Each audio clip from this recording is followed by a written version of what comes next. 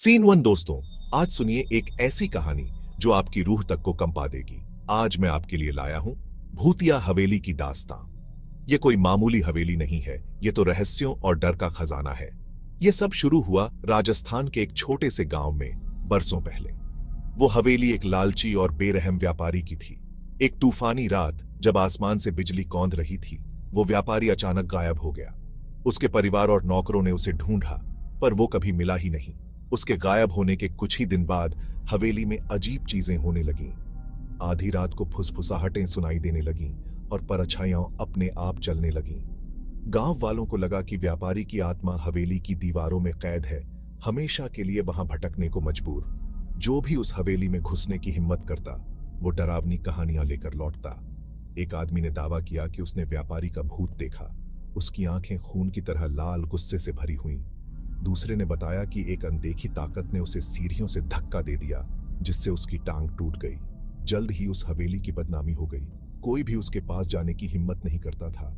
लेकिन थी एक बहादुर लड़की, मीरा, जिसने इस सच्चाई को उजागर करने का निश्चय किया।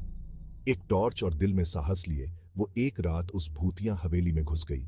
जैसे ही वो अंधेरे भयानक गलियारों में चली, उसे अपनी गर्दन पर ठंडी सांस का एहसास हुआ और जंजीरों के खड़खड़ाने की धीमी आवाज सुनाई दी। अचानक एक दरवाजा चीखता हुआ खुला और उसे एक अदृश्य शक्ति ने एक कमरे में खींच लिया। हवा में एक अजीब उपस्थिति का एहसास होने लगा। मीरा जानती थी कि वो अकेली नहीं है। उसने अपनी ताकत इकट्ठी की और एक शक्तिशाली मंत्र का जाप करने लगी, उस फंसी हुई आत्मा को मुक्त करने की उम्मीद में। मौसम तनाव से भर गया और फिर एक गगनभेदी दहाड़ के साथ व्यापारी की आत्मा उसके सामने प्रकट हुई। उसका चेहरा तड़प से मुड़ा हुआ था। उसने मुक्ति की भीख मांगी। मीरा ने अपना मंत्र जारी रखा और आखिरकार एक तेज रोशनी के साथ वो आत्मा गायब हो गई। श्राप टूट गया और हवेली अब भूतिया नहीं रही। मीरा एक नायिका बनकर उभरी। उसकी बहादुरी गांव में एक किंवदंती बन गई।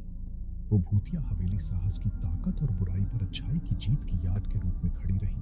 तो अगली बार जब आप अंधेरे में फुसफुसाहटें सुने, तो भूतिया हवेली की कहानी याद करें और अपने आप से पूछें, क्या आप अज्ञात का सामना करने के लिए काफी बहादुर हैं? सुनने के लिए शुक्रिया और डरावनी कहानियों के लिए लाइक और सब्सक्राइब करना ना भूलें।